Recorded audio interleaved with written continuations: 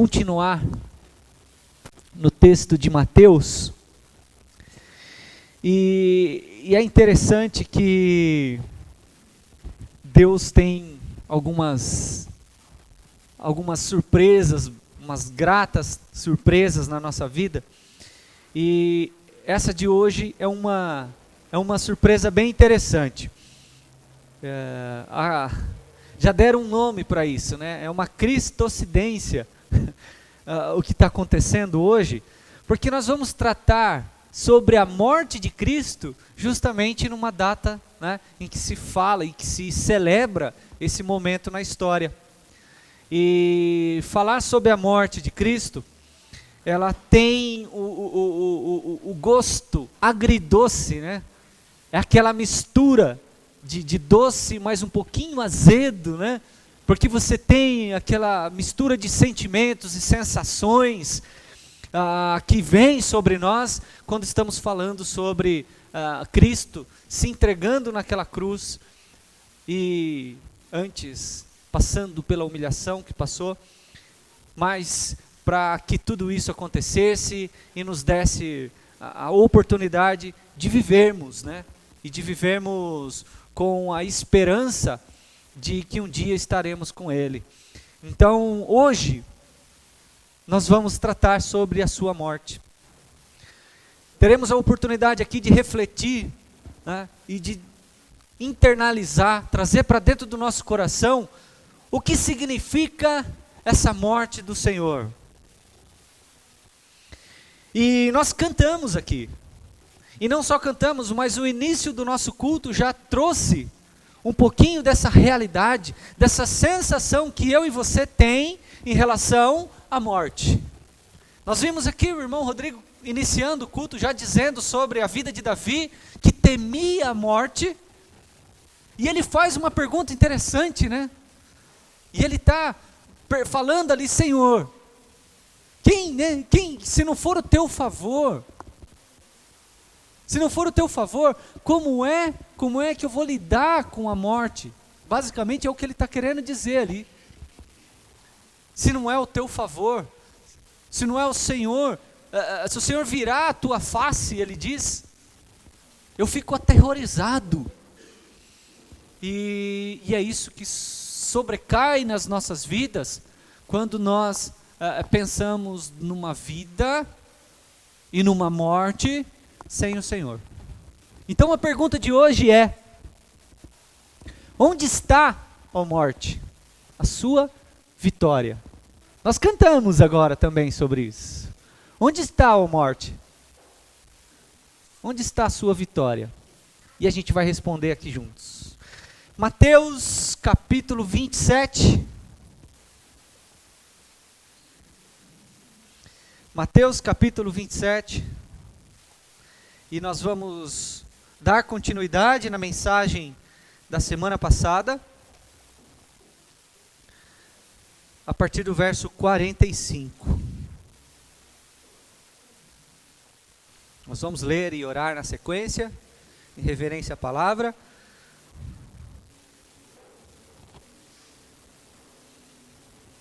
O meu subtítulo aqui na Bíblia está como a morte de Jesus. Verso 45 em diante.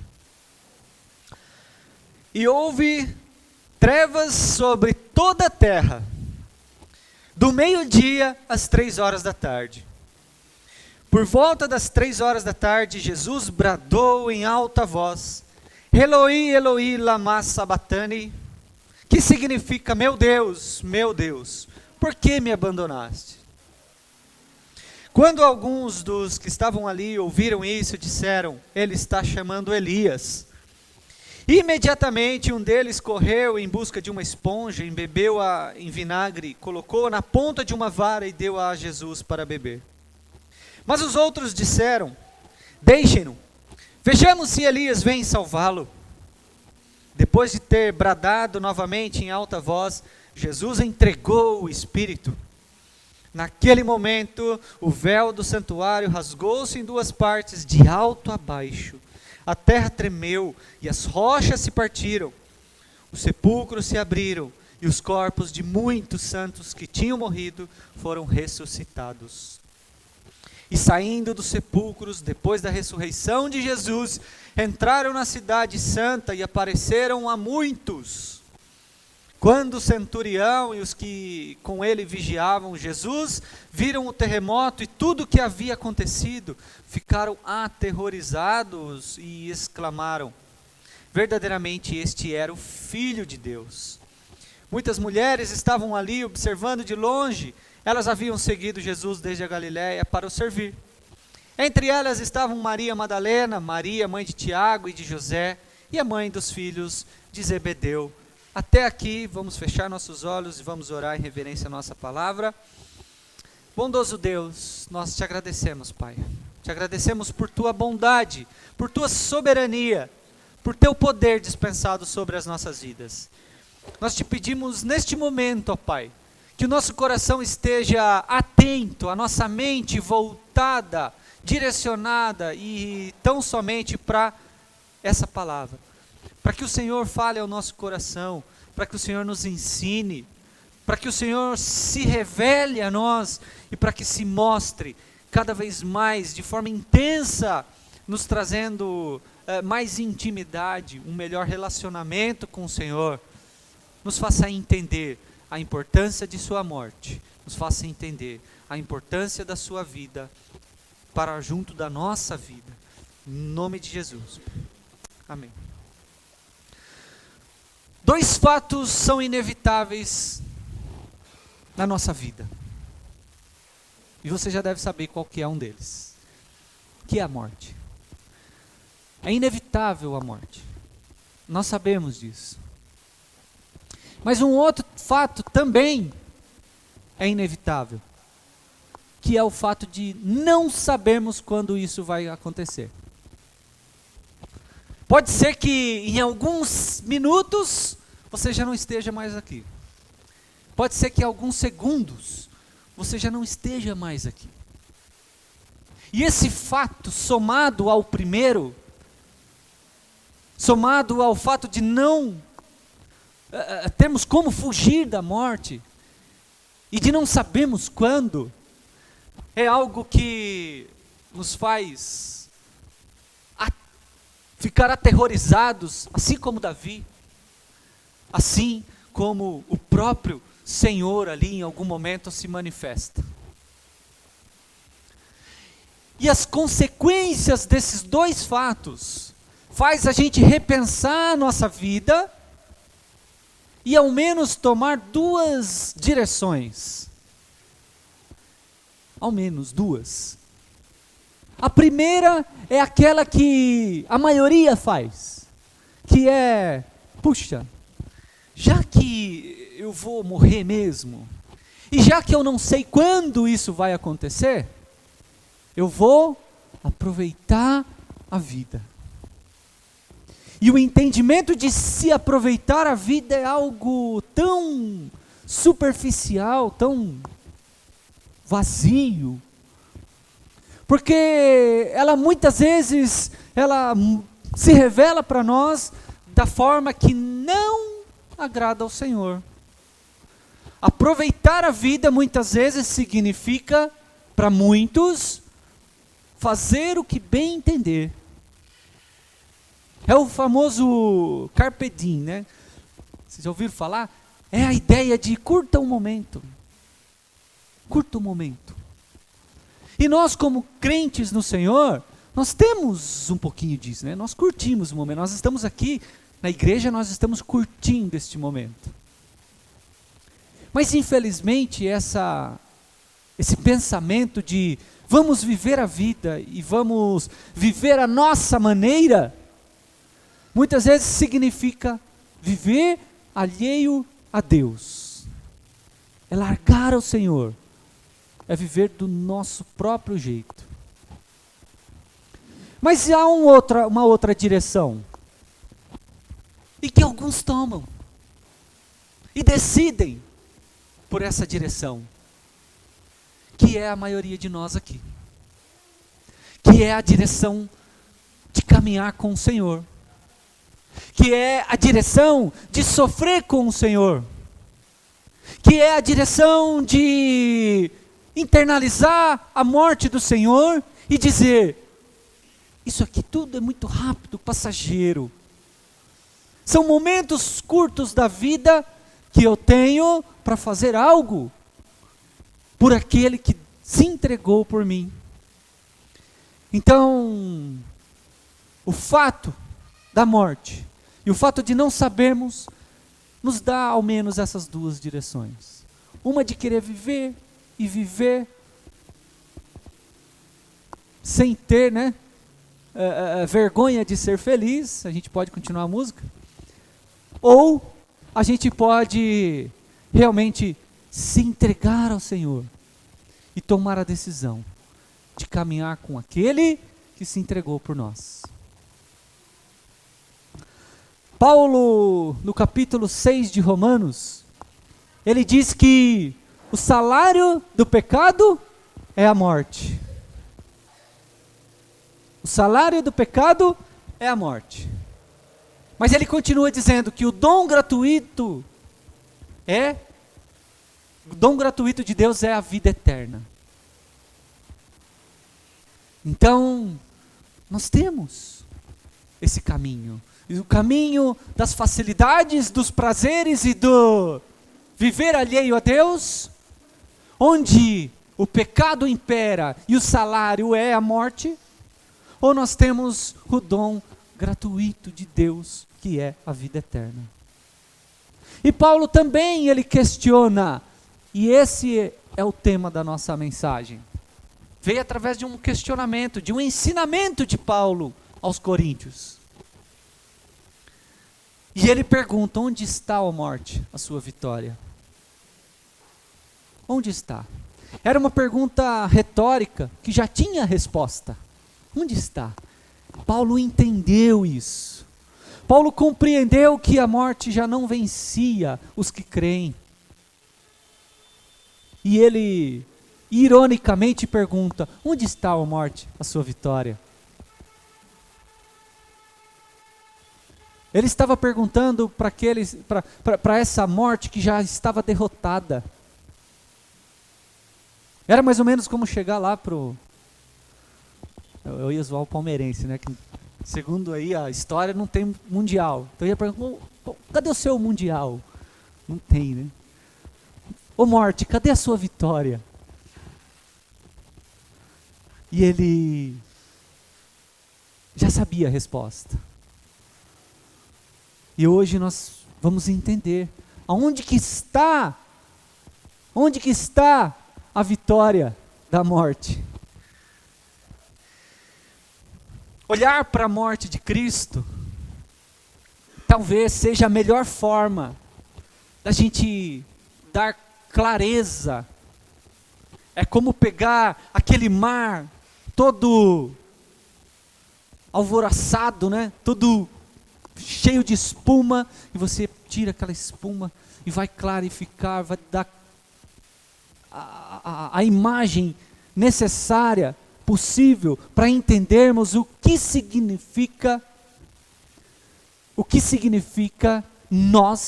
nosso pecado diante de um Senhor que se entrega por nós. Olhar para a morte de Cristo vai nos fazer comparar a imagem do Senhor com a nossa imagem. Vai trazer clareza dessa relação. Porque nenhum de nós poderia dar o resultado, surtir o efeito que Cristo fez ao se entregar naquela cruz. Nenhum de nós teria a capacidade, porque afinal de contas nós somos pecadores. E somente alguém sem pecado poderia fazer o que fez, que foi Cristo Jesus. E por fim, na nossa introdução aqui, para que a gente tenha isso em mente, já nesse começo da mensagem, que a gente guarde isso. Quem prendeu o Senhor naquela cruz? Quem prendeu o Senhor? Quem manteve o Senhor suspenso naquela cruz? Quem o condenou naquela cruz não foi a covardia de Pilatos, não foi a maldade, a crueldade daqueles soldados, não foi tão somente eles, não foi a ignorância do povo que votou por Barrabás, escolheu soltar Barrabás e crucificar a Cristo, não foi. Não foram os cravos que prendiam o punho e os pés de Cristo, não foi. Mas quem manteve suspenso o Senhor naquela cruz foi o meu e o seu pecado. Essa é a coisa mais importante a se gravar aqui. Quem o manteve suspenso naquela cruz foi o meu e o seu pecado. E com isso em mente, a gente vai começar a responder essa pergunta. Aonde está a morte? A sua vitória. E o primeiro verso que a gente leu, no verso 45, diz assim: E houve trevas sobre toda a terra, do meio-dia às 3 horas da tarde. Esse fato de houve trevas naquele momento, naquela situação, e no livro de Lucas vai relatar mais um detalhe, vai dizer que houve trevas e o sol se escureceu, sumiu o sol daquele dia. Era um dos milagres aqui que estava acontecendo naquele ato. De repente, o dia vira noite. De repente o sol se sai e dá lugar para as trevas. Nós temos aqui, primeiro, olhando um pouquinho atrás, nós vimos até aqui o quê? O escárnio, humilhação, zombaria, todo tipo de humilhação sobre a vida de Jesus. E olha só, no Salmo 37, diz lá que o ímpio, ele conspira contra o justo e range contra ele os dentes. E o Senhor, porém, dele se ri, porque vê chegando o seu dia.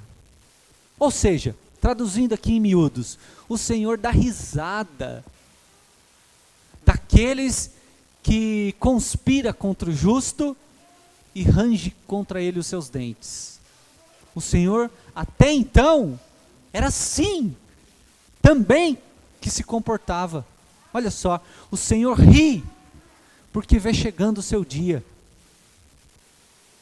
Mas aí quando a gente olha esse texto, e nós vemos aquele momento de a injustiça acontecendo, do Senhor, o nosso Senhor sendo suspenso naquela cruz, sendo humilhado, cuspido, açoitado, nós vemos que o sol se sai e dá luz, e dá lugar às trevas. Me parece que o Senhor aqui não está rindo. Esse fato do Senhor rir contra aqueles que conspiram contra o justo, não está acontecendo aqui. A coisa mudou de figura. Aquela cena do Senhor dando risada e falando, puxa, esses caras não sabem o que estão fazendo. Eles não sabem o que estão fazendo. Não está acontecendo. Nós temos aqui, então, a primeira resposta. Para onde está a morte, a sua vitória? E a primeira resposta é que essa morte está sob o domínio de um Deus irado. Essa morte está sob o domínio de um Deus irado. Essa é um dos atributos do nosso Deus. Um Deus que se ira contra a injustiça. Nós estamos acostumados a ouvir sobre um Deus de amor, um Deus bondoso, um Deus que ama todo mundo. Mas nós esquecemos, e na nossa limitada razão e inteligência, nós fracionamos e dividimos o nosso Deus, como se só existisse aquele Deus do amor, o Deus bom. Mas que junto a isso tudo, para que exista um Deus bom, para que exista um Deus de amor, precisamos de um Deus de justiça e um Deus que se ira contra o mal. E é aqui que Deus se manifesta e se revela para mim e para você como um Deus que se ira contra a injustiça. E Ele tem domínio sobre a morte diante de sua ira. Um Deus que se ira contra a injustiça. E houve trevas sobre a terra. Profecias são cumpridas aqui agora. Nós temos no livro de Sofonias relatando esse fato, nós temos Amós falando desse fato, nós temos Isaías falando desse fato, nós temos Joel falando desse fato, nós temos outros profetas falando que isso aconteceria, que se veria as trevas no momento em que aconteceria a injustiça contra o justo. É a escuridão tomando conta. É a face de Deus, com a testa dele talvez ali, franzindo a testa, olhando para aquela multidão rebelde, crucificando o justo. O Pai se manifestando em ira, de forma talvez ali carrancuda, bravo. Porque nós sabemos que nem sempre, nós que amamos os nossos filhos, nem sempre nós conseguimos nos manter sempre risonhos, simpáticos, mas de vez em quando nós olhamos feio, nós fechamos, nós franzimos a nossa testa, a nossa sobrancelha, nosso olho se fecha, porque nós estamos vendo alguma injustiça acontecendo, seja a favor, seja contra os nossos filhos. E é assim que o Senhor se revela. É o juízo dele se manifestando diante daquela escuridão. É ele se revelando a nós de uma forma um pouco mais rígida. E era um plano claro do Senhor. A morte, a vitória dessa morte, estava sob o domínio de um Deus irado, mas que estava cumprindo um plano que até então estava em curso, em andamento, e que naquele momento da história, Jesus faz parte daquele plano, e o Senhor executa. E por que ele tinha esse plano? Porque lá atrás, havíamos quebrado essa relação com Deus. Foi lá com Adão, foi lá atrás, quando a humanidade, cria o bloqueio, cria a barreira com o Senhor, e a partir disso nós estamos separados, precisando desse plano do Senhor, para que tivéssemos a oportunidade de termos uma vida com Ele. Irmãos, essa queda, ela não só abalou a nossa relação entre nós e Deus, mas abalou a nossa relação entre nós, homens e homens, mulheres e mulheres. A queda não só abalou a nossa relação com Deus, mas entre homens e homens, mas abalou também a nossa relação consigo mesmo, com nós mesmos. Nós não nos entendemos. Nós somos autoconflituosos, nós somos difíceis, nós não conseguimos compreender as nossas próprias ações. E isso são consequências da queda. Nós não nos conhecemos ao certo. E o Senhor aqui se manifesta num plano claro, de entregar seu Filho, para que essa relação começasse a ser clarificada. mostrada para nós de forma mais que pudéssemos entender. É a manifestação clara e misteriosa. Não deixa de ser misteriosa. De um Deus irado, mas fazendo justiça em nome do amor. É em nome do amor. Porque o que nós aprendemos em João, no capítulo 3, verso 16, e vocês devem conhecer. Porque Deus amou o mundo de tal maneira, que entregou seu Filho, unigênito, único, naquela cruz. Então, a morte, ela não terá vitória sobre aqueles que conhecerem a face do Deus de amor. Porque se nós conhecemos somente o Deus irado, e permanecemos somente olhando e conhecendo esse Deus irado, há algo errado. Nós precisamos compreender que é um processo para que a gente conheça esse Deus de amor. Ainda que seja um processo muitas vezes dolorido, muitas vezes um processo que exige de nós condutas, mudanças, transformações, mas é o caminho para se conhecer o Deus de amor. A morte não terá vitória sobre aqueles que conhecerem a face do Deus de amor. Onde está, ó morte, a sua vitória? Está sob o domínio de um Deus que se ira com a injustiça. Mas a morte também, ela está sob controle, e esse é o segundo ponto. Está sob o controle daquele que faz o que deve ser feito.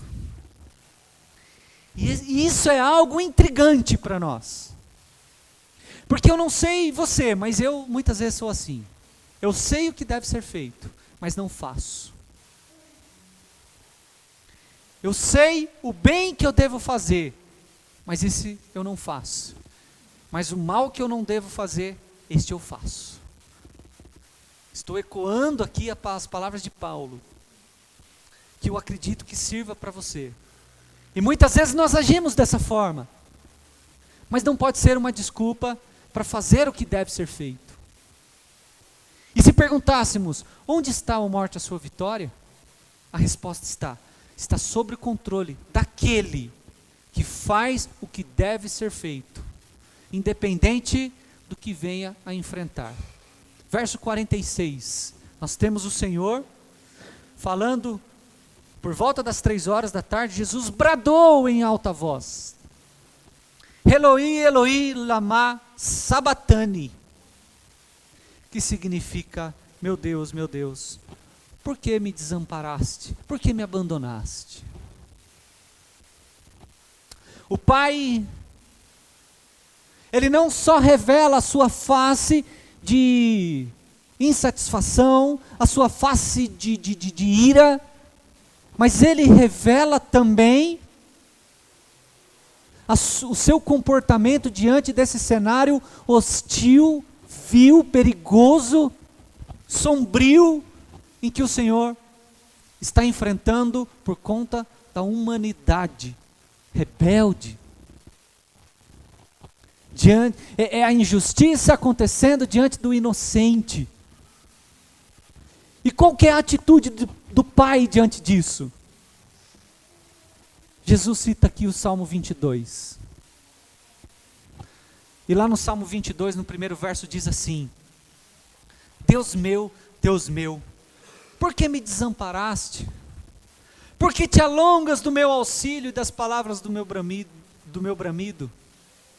O Salmo 37 que o irmão leu, nós temos aqui, Salmo 37,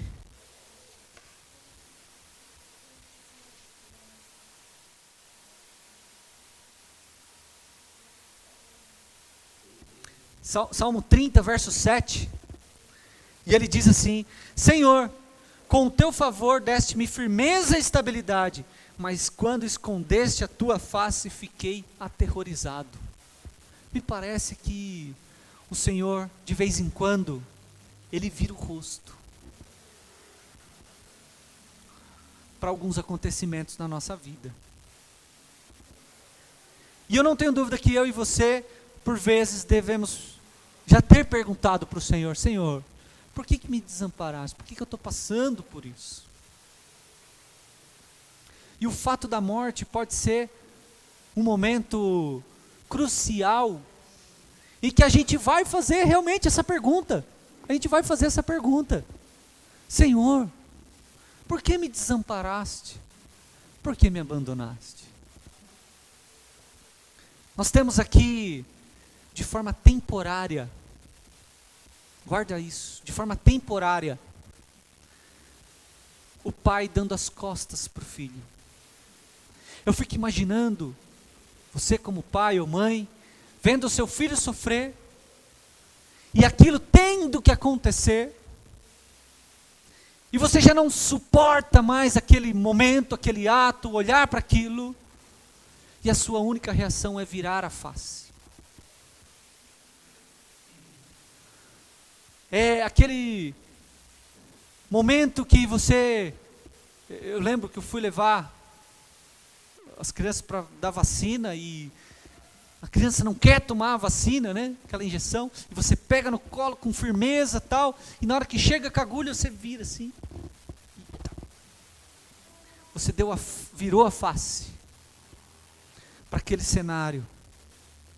Queria machucar, que ia fazer doer, mas que era necessário. A morte está sob controle daquele que faz o que deve ser feito. O abandono do pai em relação a Jesus, ele não se dá só naquele momento. Pensem nisso. O abandono do pai, ele começa a partir do momento em que ele encarna como Cristo, como pessoa, como ser humano nessa terra.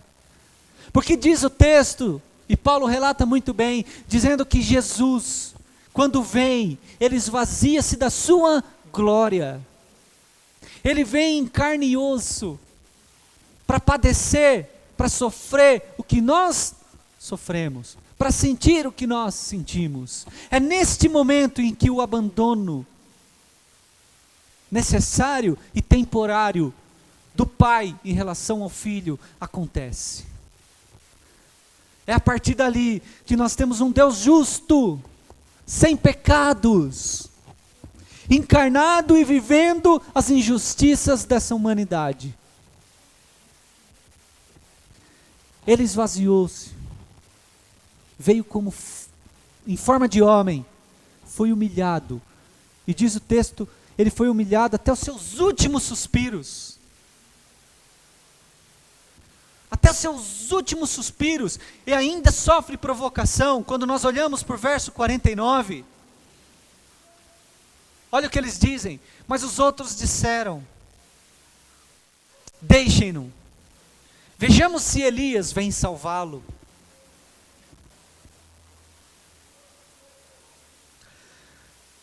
Depois do Senhor dar um brado, dizendo: Senhor, Pai, por que me abandonaste? A primeira reação daqueles homens foi embebedar o Senhor com uma esponja de vinagre, para que durasse um pouco mais aquela dor, aquele sofrimento. Aquilo daria um pouco mais de fôlego para o Senhor enfrentar. Mas a intenção deles era que eles ganhassem tempo para ver se de fato Elias, eles achavam que o Senhor estava provocando Elias, e eles acreditavam que Elias viria, que seria aquele que salvaria aquela nação, e eles fazem isso. Vamos ver se Elias vem, vamos ver se ele consegue se salvar. Ele foi humilhado até o seu último segundo de morte. Ele, que não conheceu o pecado, tornou-se pecado por nós. É assim que Paulo resume. Lá em 2 Coríntios. Ele, que não conheceu o pecado, se tornou pecado por nós. Onde está, ó morte, a sua vitória? Está sob o controle daquele que faz o que deve ser feito. A morte, ela não terá vitória sobre aqueles que confiarem no Deus que tem o controle do plano, que faz o que deve ser feito, e por fazer o que deve ser feito, é Ele que tem o controle do plano. E a morte não vai ter vitória sobre aqueles que confiarem neste Deus. Último ponto. A morte, onde está a sua vitória? Ela está sob o domínio daquele que tem todo o poder. Só alguém com muito poder poderia romper a barreira da morte. No verso 50, diz que Jesus bradou em alta voz novamente. E ali ele entrega seu espírito. É ali, neste momento, que Jesus rompe a barreira da morte, com um grito de vitória. É ali que ele demonstra força. É ali que ele mostra que o seu fechar de olhos não era um sinal de fraqueza, mas era um sinal de força e de poder. As provocações de que ele não poderia se salvar, ou de que dependeria de Eli para lhe salvar, são combatidos neste momento, nesse brado de vitória, nesse último suspiro, que não era comum. Ninguém teria força suficiente para dar um brado de vitória, ou um último berro, um grito, depois de ter sofrido o que sofreu, por tanto tempo naquela cruz. Mas ele dá esse último grito, como se estivesse ultrapassando a barreira da morte, e entrando para uma nova esfera, dizendo: eu cheguei, eu venci.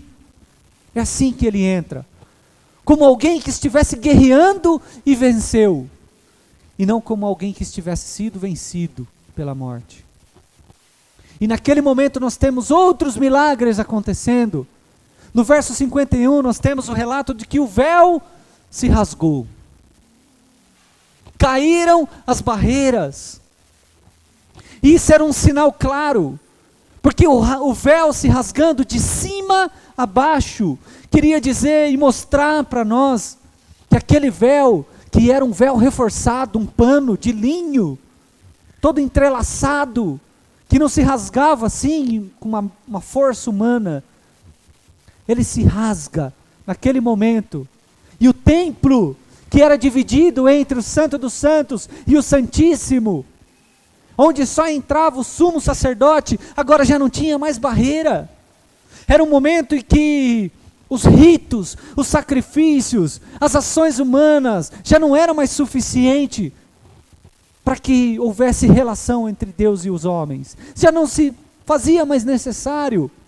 Era isso, era esse símbolo, era esse ato acontecendo e mostrando para todos nós e para aquele povo, ficou muito claro que tudo convergiu em Cristo.